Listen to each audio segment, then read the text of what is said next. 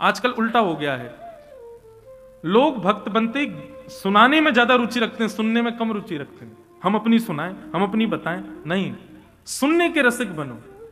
हनुमान जी की हनुमान चालीसा में सब लोग गाते हो, प्रभु चरित्र सुनवे को रसिया, राम लखन सीता मन बसिया। कहीं भी ऐसा वर्णन नहीं कि प्रभु चरित्र कहवे को रसिया, नहीं। हनुमान जी को कहने में रुचि नहीं है, हनुमान जी को सुनने में रुचि, और सुनने वाला श्रेष्ठ है। तो नवदा भक्ति को साक्षर पालन करे। अब 9 भक्ति कौन कौन सी है विषय में कल इसी विषय से ही प्रारंभ करूंगा। 9 भक्ति का विषय अभी बहुत विस्तार हो जाएगा, तो अभी केवल आप 7 नियम सुनो। प्रथम नियम भागवत सुने। दूसरा नियम की भागवत में भी जो नवदा भक्ति है उसका साक्षर अपने जीवन में पालन करना प्रारंभ करे। और तृतीय करे गुरु समझी दक्ष सर्वज्ञ रसीलो, गुरुर आज्ञा गरीयसी। गुरु की आज्ञा को ब्रह्मवाणी मान करके उसका पालन करे, उस पर फिर कोई विचार ना करे, करना है कि नहीं करना है, विचार करे, सोचे। गुरु जी कहते हैं दिल्ली चले जाओ, तो ये मत पूछो कि जाके करना क्या है, बस चले जाओ। ऐसा विश्वास गुरुवाणी के प्रति होना चाहिए, गुरु की आज्ञा के प्रति होना चाहिए। तो प्रथम भागवत जी सुनो, दूसरा भागवत में वर्णित नवदा भक्ति को सक्षर जीवन में पालन करो, तीसरा गुरु की आज्ञा के प्रति भगवत वाणी का भाव रखो, और चौथे होई विरक्त बसे बने राज जसे। चौथा नियम क्या बताया? बोले विरक्त हो जाओ। विरक्त का मतलब क्या है? विरक्त शब्द सुनते ही कई लोगों के तुम ऐसे सिर घूम गए, बोले ये तो होगा ही नहीं हमसे, अब तक तो गाड़ी बढ़िया चल रही थी, भागवत सुन लेंगे, नवदा भक्ति ले आएंगे, गुरु आज्ञा में विरक्त कैसे होंगे हम? महाराज जी 7 दिन के लिए छुट्टी लेके आए हैं कलकत्ता से, आप तो यहीं बसने की कह रहे हो, विरक्त है जाओ। बंधुओं सुनो, विरक्त का मतलब क्या है? विरक्त का मतलब ये नहीं कि आप परिवार छोड़ो, आप सबको छोड़ो, आप सब छोड़ करके और भजनानंदी बन जाओ, जटा जूट रख लो और यहां पर घूमते रहो, नहीं। विरक्त होने का मतलब है रहो सबके संग, पर उनके प्रति आसक्ति मत रखो। यही मेरे सर्वस्व हैं, इनके बिना मैं नहीं जी सकता, ऐसा भाव मत रखो। मीराबाई ने भी ब्याह किया था, मीराबाई भी गृहस्थाश्रम में रही थी, पर विरक्त की भांति रहती थी। अपने पति को पहले ही बोल दिया था, बोले आपको जो एक गृहस्थ आश्रम का सुख होता है वो हमसे आप अपेक्षा मत करना। हम केवल अपनी माता पिता की आज्ञा पालन करके आपसे ब्याह कर रही हैं, लेकिन ऐसा नहीं है कि मैं चाहूं तो कर लूं, मेरे से होगा ही नहीं, मेरे से वो सब संभव नहीं हो सकता जो सांसारिक व्यक्ति चाहता है। हां, निर्वहन में सारा करूंगी, पर आप इससे अतिरिक्त कोई कामना मेरे प्रति मत रखना। मतलब बंधुओं, सबको छोड़ करके विरक्त हो जाना बहुत आसान है, सबके बीच में रह के विरक्त होना ये बहुत मुश्किल है। व्यक्ति को शुगर हो गई, अब घर में प्रतिबंध कर दिया, ना तो चीनी आनी चाहिए, ना गुड़ आना चाहिए, ना मिठाई आनी चाहिए। क्यों? बोले आएगा तो मन हो जाएगा, इसलिए घर के बाहर ही प्रतिबंध लगा दिया, नौकरों से कह दिया घर के सब कोई मीठा नहीं लेके आएगा, यहां पे मीठा आएगा ही नहीं तो हम खाएंगे नहीं। एक बात तो ये है, लेकिन दूसरी बात क्या है?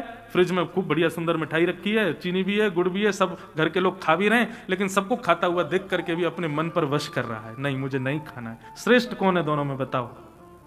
जो सबको रोक दे लाने से, वो कि जो सबके होते हुए भी अपने मन पर काबू करे, वो श्रेष्ठ है, जो सबके मध्य रहते हुए भी अपने ऊपर काबू करे। तो विरक्त का मतलब यहां यह मत समझिएगा कि सब छोड़ना है और वृंदावन बसना है, वो स्थिति तो है ही, वो तो कर बहुत ऊंची स्थिति है, परंतु यदि संभव नहीं है कि हम सब छोड़ के वृंदावन बस जाएं, तो तन से सबके संग रहो, लेकिन मन से सदा वृंदावन में रहो। अच्छा, एक बात कहें, जो यहां पर स्वामी जी के ये 7 नियम है, यदि एक एक क्रमशः आप पालन करोगे तो अगला वाला अपने आप हो जाएगा। यदि भागवत किसी भक्त के मुख से सुनोगे तो द्वितीय भाव नवदा भक्ति जीवन में अपने आप आएगी। नवदा भक्ति जीवन में आएगी तो तृतीय गुरु की वाणी के प्रति विश्वास अपने आप जगेगा। चौथे होई विरक्त बसे बने राज जसे, ये अपने आप हो जाएगा। फिर निरंतर वृंदावन का ही स्मरण बना रहेगा।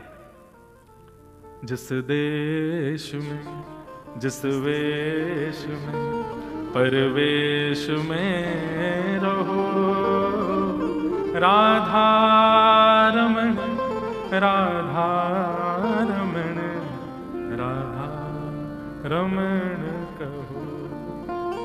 जिस रंग में जिस ढंग में जिस संग में रहो, राधा रमण राधा रमण राधा रमण कहो। हर स्थिति में हरि स्मृति बनी रहे। तो चौथे हुए विरक्त बसे बने राज जसे, और पांच भूले देह सुध छठ भगवान रास की। हाँ हाँ, पांचवा क्या है? बोले देहाभिमान से शून्य। बहुत ध्यान से सुनिए सब लोग। देहाभिमान क्या है?